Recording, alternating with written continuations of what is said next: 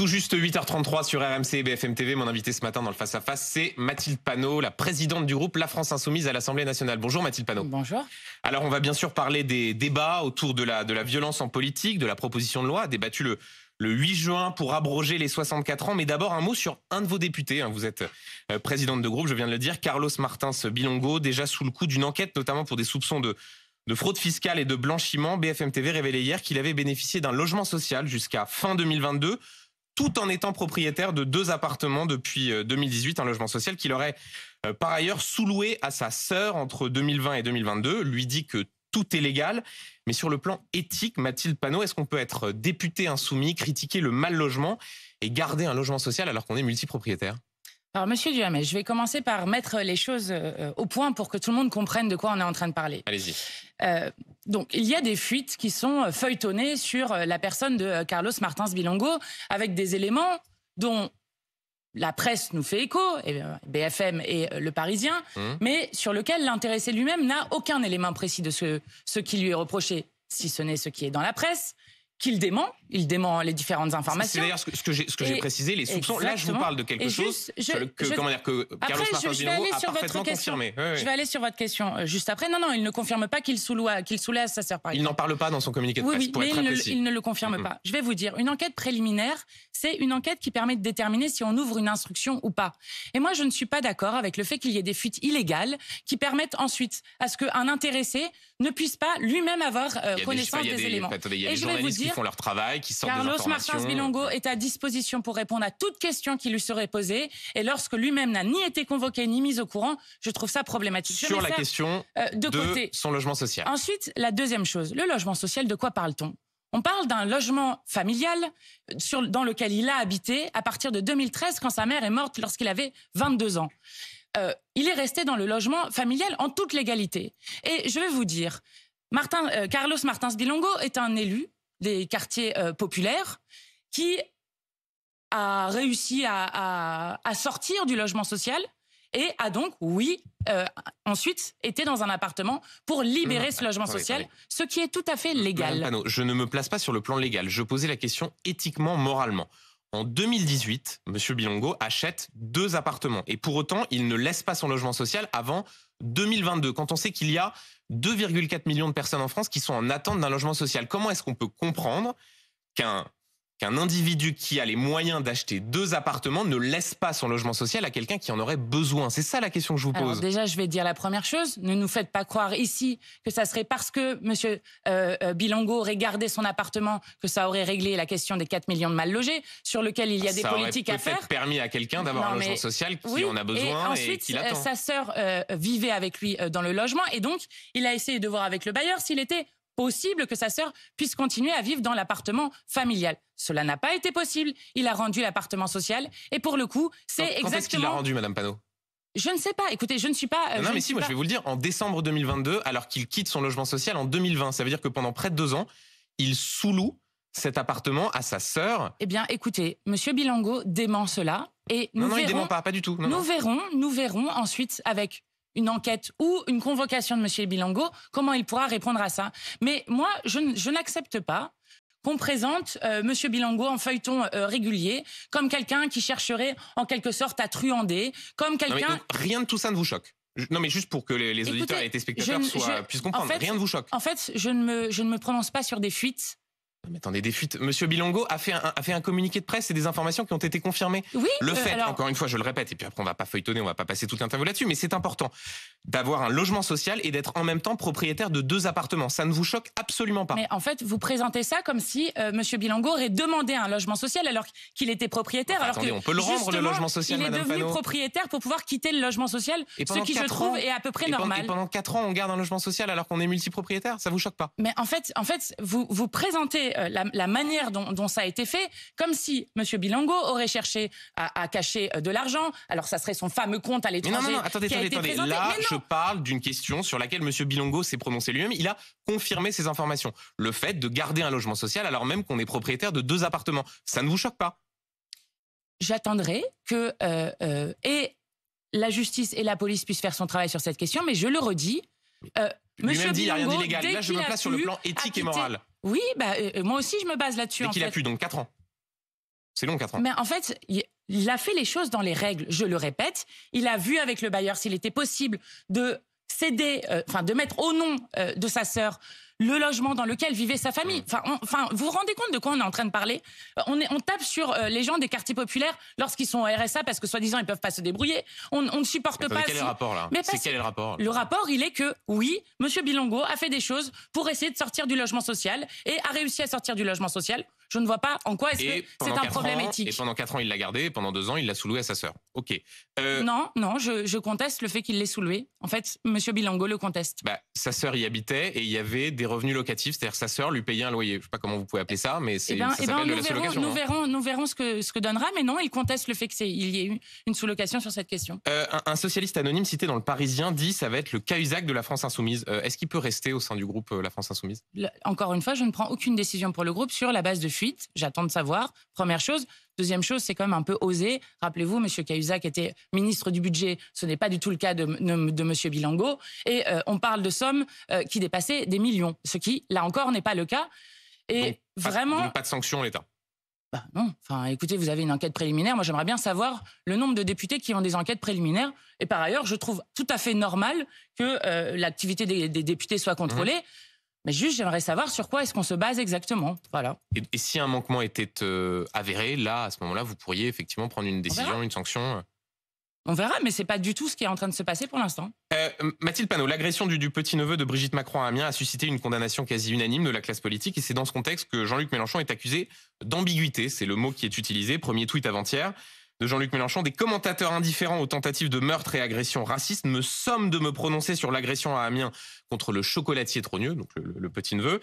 Il exprime sa compassion, Jean-Luc Mélenchon, tout de suite suivi d'une demande à, je cite, Macron d'en faire autant pour nos amis agressés. Pourquoi est-ce que Jean-Luc Mélenchon ne condamne-t-il pas tout simplement, sans nuance, sans tout ramener à lui systématiquement? C'est d'ailleurs ce que vous avez fait, ce que François Ruffin a aussi fait, ce qu'Alexis Corbière a fait. Pourquoi toujours ramener cela vers le 8 mai? Monsieur Duhamel, n'essayez pas d'utiliser les éléments de langage du gouvernement sur cette question. Et ils ne sont pas crédibles. Je vais vous expliquer pourquoi. Nous avons toujours condamné toute violence qui atteint à l'intégrité physique des personnes. Nous continuons de le faire et donc nous condamnons de fait, sans aucun mais après ou je ne sais quoi, l'agression qui a été pour le petit-neveu de Brigitte Macron, comme pour n'importe qui. Nous ne sommes pas d'accord avec la violence en politique. D'accord? Et nous condamnons tout aussi fermement le fait que les condamnations soient en quelque sorte à géométrie variable. C'est-à-dire? Eh bien, lorsque vous regardez, par exemple, ce qui s'est passé avec le maire de Saint-Brévin, qui, hier encore, dans une audition, expliquait qu'il avait prévenu le préfet, qu'il avait prévenu le gouvernement et qu'il n'y avait rien eu derrière. Et que ce maire quitte aujourd'hui sa fonction de maire et sa ville parce que son domicile a été incendié par l'extrême droite sans qu'il ne se passe rien, cela m'inquiète. Quand je vois que l'ambiance du pays général, vous avez des ratonnades qui sont faites par l'extrême droite, dont un de nos collaborateurs insoumis a été victime jusqu'à aller à l'hôpital. Vous avez des gens d'extrême droite qui défilent dans nos rues, encore hier à Annecy, façon milice, des militants insoumis qui ont été agressés à Lyon. Madame Panot, on parle de tout ça d'ailleurs dans nos journaux. Là, la question, c'est pourquoi Jean-Luc Mélenchon donne-t-il l'impression, quand il réagit à ce qui s'est passé à Amiens, au fond, de dire qu'il est sommé de réagir, de tout de suite expliquer qu'il aimerait qu'il y ait autant de célérité dans les réactions que quand il s'agit de X ou Y. Il ne peut pas dire simplement on condamne, c'est inqualifiable, ce que vous avez fait d'ailleurs. Parce que je vais vous dire pourquoi. Jean-Luc Mélenchon a raison. Parce que, en quelque sorte, on essaye toujours de nous faire passer pour des violents. Or, les violents aujourd'hui, dans notre République et dans l'histoire de notre pays, c'est l'extrême droite. Et je suis inquiète de l'inaction de ce gouvernement, voire des paroles de M. Darmanin sur cette question. Quand je vous explique la situation du pays, le planning familial qui est sans cesse attaqué par l'extrême droite, quelle est la réaction de Mme Borne face à cette situation générale ? Elle nous explique que la France insoumise est plus dangereuse que le Rassemblement national. Eh bien, je trouve ça irresponsable. Je trouve ça dangereux. Madame Panot, quand on attend toujours la réaction de Jean-Luc Mélenchon à ce qui s'est passé le 1er mai, c'est-à-dire un policier incendié par un cocktail Molotov, est-ce que vous comprenez qu'on puisse se dire qu'il y a parfois des indignations précisément à géométrie variable et qu'un ancien candidat à l'élection présidentielle n'ait toujours rien dit là-dessus, ça peut interroger. Vous comprenez qu'on se pose la question ? Non, je ne comprends pas. Je ne comprends pas parce que vous comprenez qu'on puisse se poser la question sur le fait que... évidemment que personne n'appelle ici à ce que quelqu'un soit brûlé, blessé. Qu'est-ce que vous ne comprenez pas dans violence sur l'intégrité physique des personnes, quelles qu'elles soient, y compris les manifestants. Et nous ne faisons pas la différence entre les deux. Et je vais même dire plus loin. Rappelez-vous de Didier Lallemand, l'ancien préfet de Paris, qui expliquait qu'il y avait 2 camps. Eh bien, nous ne sommes pas d'accord. En République, il n'y a pas 2 camps. Et ce qui est fait aujourd'hui dans les manifestations met en danger à la fois les manifestants et les policiers du fait des ordres de M. Darmanin. Alors pourquoi font-ils cela sur la violence? C'est ça qui est intéressant. Pourquoi nous ciblent-ils? Parce qu'ils veulent faire une opération grossière de diversion sur la question des retraites. Et on va en parler dans un instant, mais j'aimerais juste rester sur ce sujet. Vous comprenez bien que derrière tout ça, il y a la question de la responsabilité des élus dans ce climat de violence. Quand un de vos élus, Monsieur Prudhomme, sous les fenêtres du parti Renaissance, reprend un slogan qu'on entendait dans les manifestations, Louis XVI on l'a décapité, Macron on va recommencer. Est-ce que vous comprenez qu'on puisse se dire ce type de prise de parole-là désinhibe une forme de violence physique? Non. Alors, je suis étonnée parce que vous parlez seulement d'un des élus régionaux, mais vous auriez pu parler aussi... Alors, on nous parle d'un ballon de foot qui aurait ensuite déclenché une violence incroyable. C'est vous qui en parlez, oui, on peut aussi l'évoquer. Mais là, M. Prudhomme qui reprend ce slogan, quand ensuite on voit ce qui se passe, on se dit qu'il y a une forme de... Je ne sais pas si responsabilité, le mot est bon, mais du moins qu'il y a une forme de... que parfois la violence verbale peut aboutir à la violence physique. Vous comprenez qu'on se pose cette question? Alors, je vais vous dire, justement, peut-être commencez-vous à découvrir qu'il y a des formes carnavalesques, que oui, il y a des caricatures, que oui, il y a des grandes marionnettes, et il y a toujours eu ça dans les manifestations. C'est du carnaval de dire Louis XVI, on l'a décapité, Macron va recommencer? Oui, et ça s'appelle même un exutoire à la colère populaire. Et je vais aller même un peu plus loin. Parfois, nous avons des mots très âpres, y compris dans l'Assemblée ou dans la manière dont nous parlons sur ce qui se passe dans le pays et la responsabilité qu'a Emmanuel Macron dans la situation de tension dans le pays. Parfois, nous avons des mots très âpres. Mais c'est ça la démocratie. Parce qu'en démocratie, les conflits doivent justement se régler de manière pacifique. Et nous, parce que nous exprimons cette colère, justement, nous permettons de faire en sorte... Vous canalisez la colère ou est-ce que vous l'attisez? Non, des gens entendent ce genre de choses, ils se disent au fond... Comment dire, les mots sont tellement violents que peut-être que ça désinhibe une forme de violence physique. Eh bien, je ne crois pas, et je crois même, je vais aller plus loin, que nous sommes les seuls à prendre réellement au sérieux la crise démocratique dans laquelle est notre pays. Que nous sommes les seuls qui, depuis le début, proposons des sorties par le haut sur la question du référendum, du retour devant le peuple, du référendum d'initiative partagée, de la proposition de loi du 8 juin que nous avons co-signée pour l'abrogation de la réforme des retraites. Eh bien, ça, c'est des manières de sortir par le haut des conflits. Voilà ce que nous faisons, et oui, nous sommes une alternative politique à ce gouvernement et donc nous n'attisons pas les violences. Nous ne croyons pas à la violence en politique. Nous croyons à le fait que nous puissions prendre le pouvoir, le peuple puisse reprendre le pouvoir sur son destin par les urnes. Je vais le redire encore une fois, par les urnes. Mathilde Panot, l'entreprise Verbaudet traverse un conflit social très tendu. Une partie des salariés sont en grève pour demander des augmentations de salaire et la section CGT de l'entreprise a dénoncé des violences à l'égard d'un délégué CGT. Je vais citer leur communiqué de presse: copieusement gazé, frappé, expédition punitive de type fasciste. Le parquet de Lille a ouvert une enquête, même si ce délégué syndical ne souhaite pas porter plainte en l'état. Est-ce que vous avez d'autres informations sur ce qui s'est passé? Notons également qu'une autre gréviste a porté plainte. Elle dit qu'un policier l'aurait étranglé sur un piquet de grève. Bon, déjà, je veux apporter évidemment mon soutien à ce syndicaliste gréviste agressé, à cette gréviste qui, elle, est à l'hôpital suite à l'opération policière pour enlever le piquet.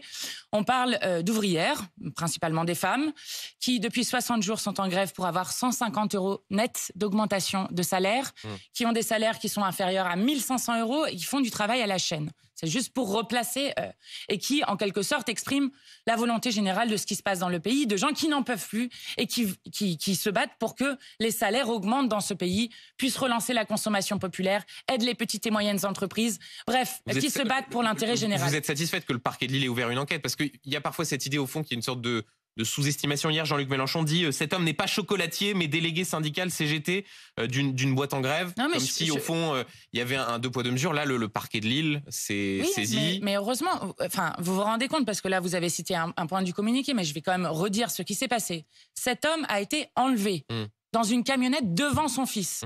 Il a ensuite été séquestré. Il a été tabassé, il a été gazé, il a été dépouillé et ensuite rejeté à plusieurs kilomètres de chez lui. Et d'ailleurs, puisque vous citez le communiqué, Jean-Luc Mélenchon dit par qui deviner silence des grandes consciences. Et rappelons que ce communiqué de la CGT évoque des policiers en civil. Est-ce que vous avez des éléments permettant de dire que c'était des policiers en civil? Non, nous n'avons pas d'éléments pour dire que c'était des policiers. Alors mais pourquoi Jean-Luc Mélenchon relaie un communiqué avec cette phrase? Je vous explique, c'est parce que nous avons eu contact avec ce gréviste qui est dans un état de choc profond, comme vous pouvez l'imaginer. Et effectivement, ces gens qui l'ont enlevé, séquestré, j'espère que nous déterminerons extrêmement vite qui c'est, se sont présentés comme des policiers. Ces gens avaient des armes, ces gens avaient des menottes sur eux. Et donc cela permet d'attester avec certitude, comme le fait le communiqué de la CGT, que c'était des policiers en civil? Je ne sais pas, c'est ce que permettra de déterminer l'enquête. La CGT ne se pose pas la question, elle affirme que c'était des policiers en civil. Oui, la CGT relaie ce que dit le syndicaliste avec Et donc vous avez des preuves que c'était des policiers en civil? Non, je viens de vous expliquer que, en fait, la question n'est pas là. C'est important de savoir qui est à l'origine de cette agression. Le plus important, c'est de comprendre comment est-ce possible qu'un représentant syndical dans notre République soit aujourd'hui à ce point-là agressé avec des méthodes qui rappellent les pires heures des dictatures dans l'histoire du monde. C'est ça qui est important. Alors après, on verra qui a fait ça. Et donc juste, contrairement à ce que dit le communiqué de presse de la CGT vers Baudet, relayé par Jean-Luc Mélenchon, vous n'avez pas de certitude qu'il s'agissait de policiers en civil? Non, ces gens ont dit qu'ils étaient des policiers, qu'ils avaient des armes, qu'ils avaient des menottes. Sont-ils policiers ou pas? L'enquête le déterminera. Un tout dernier mot sur ce sujet des violences, Mathilde Panot. Après la démission du maire de Saint-Brévin, dont la maison a été incendiée, rappelons-le, le gouvernement a dit vouloir alourdir les sanctions pénales quand il s'agit de violences contre les élus, au même niveau que les atteintes contre les policiers. Est-ce que vous soutiendrez cette initiative si la loi doit être changée? On verra ce qu'il y a exactement dedans, parce qu'on a l'habitude des surprises avec la Macronie, mais je ne crois pas que c'est ça qui règle la question au fond. Alors on verra quelle sera la position du groupe. Mais regardez sur Saint-Brévin, où d'ailleurs j'invite tout le monde à se rendre à Saint-Brévin le 24 mai en soutien au maire de Saint-Brévin, la question n'est pas la sanction derrière. La question est qu'a fait l'État pour protéger ce maire. Et c'est là où l'État et le gouvernement a failli sur cette question. Et je vais vous dire, je suis présidente d'un groupe dans lequel il y a beaucoup de députés qui sont sous menace constante de l'extrême droite. Je pense à Ercilia Soudé qui a été agressée dans la rue récemment par quelqu'un d'extrême droite. Je le dis très solennellement. Il se passe quelque chose de très grave dans ce pays. Alors le gouvernement peut continuer à pointer la France insoumise comme il le fait. Vous demandez des protections de la part du ministère de l'Intérieur à l'égard de ces élus qui sont menacés? Mais vous avez vu ce qui s'est passé récemment sur la question du projet d'attentat qui visait Jean-Luc Mélenchon, Médine, le CRIF et des mosquées. Absolument, il y a eu des interpellés, ils passeront devant la cour d'assises d'ailleurs. Mais à l'époque, ils n'ont été ni informés, ni protégés. Et c'est la deuxième fois que ça arrive. Et je pose sérieusement la question. Est-ce que le gouvernement est en train de régler ses comptes politiciens pour décrédibiliser l'alternative politique que nous sommes? Ou est-ce qu'il prend en compte l'ampleur du problème dans ce pays et l'état de tension dans lequel il met ce pays? Mathilde Panot, un tout dernier mot. Le 8 juin sera donc discutée à l'Assemblée nationale la proposition de loi Lyotte pour abroger les 64 ans. Hier soir, Elisabeth Borne a déclaré que cette proposition de loi était inconstitutionnelle. Elle fait référence au fait que passer de 64 à 62 ans, cela créerait une dépense qu'elle estime à 18 milliards d'euros. Qu'est-ce que vous répondez à Elisabeth Borne? J'alerte solennellement. Si le gouvernement décide que de mettre la pression sur l'Assemblée nationale pour que la proposition de loi soit déclarée irrecevable et donc qu'elle ne puisse pas être examinée le 8 juin, alors ça aura un effet aussi déflagrateur que le 49.3 l'a eu. Et je vais vous dire, un des gros problèmes... C'est-à-dire un effet déflagrateur? Eh bien, vous avez vu, quand il y a eu le 49.3, il y a eu... des jeunes qui sont sortis par milliers pour dire nous ne sommes pas d'accord avec cette manière autoritaire de continuer. Vous dites si cette proposition de loi est déclarée irrecevable, il y aura des violences, il y aura des manifestations. Je n'ai pas dit des violences, j'ai dit des jeunes qui manifestent. Ça n'a rien à voir avec des violences. Après le 49.3, on avait vu en l'espèce des violences. Enfin oui, et puis on a vu aussi 97% des gens qui ont été arrêtés, qui ont été relâchés sans poursuite, donc des arrestations arbitraires. Mais ce que je dis, c'est que ce n'est pas possible d'avoir un gouvernement qui bouche l'ensemble des issues démocratiques jusqu'à nous empêcher, ce qui serait un précédent extrêmement grave pour notre démocratie, de discuter d'un texte. Alors, on vous explique que ça va coûter cher. Enfin, qu'est-ce qui va coûter cher? Elle vient d'être votée, elle n'est même pas appliquée. Non mais Mathilde Panot, c'est surtout qu'en réalité, au-delà de la question de la recevabilité ou non, vous vendez des illusions aux Français. Même si cette loi était votée à l'Assemblée nationale, vous savez pertinemment qu'entre le Sénat qui ne votera pas pour les allers-retours, la question de la commission mixte paritaire, de l'inscription à l'ordre du jour, la réforme des retraites ne sera pas abrogée. Elle rentrera en vigueur le 1er septembre. Donc au fond, est-ce que vous ne vendez pas un peu du vent aux Français en leur disant que... Vous vous rappelez du contrat première embauche en France? Contrat première embauche 2006. Voté à l'Assemblée, voté au Sénat, promulgué. Donc vous croyez encore que le président de la République puisse reculer sur la réforme des retraites? Je vais vous dire, cette réforme des retraites empoisonne le quinquennat d'Emmanuel Macron. Vous croyez qu'ils peuvent continuer encore 4 ans comme cela ? Vous croyez que les gens vont tourner la page sur ce qui constitue leur vie, ce qu'ils vivent dans leur chair, quand on parle de gens qui vont devoir travailler 2 ans de plus, avec parfois 15 000 personnes qui ne vont pas avoir leur retraite parce qu'ils vont mourir avant, avec des gens qui vont être en retraite en mauvaise santé? C'est hors de question.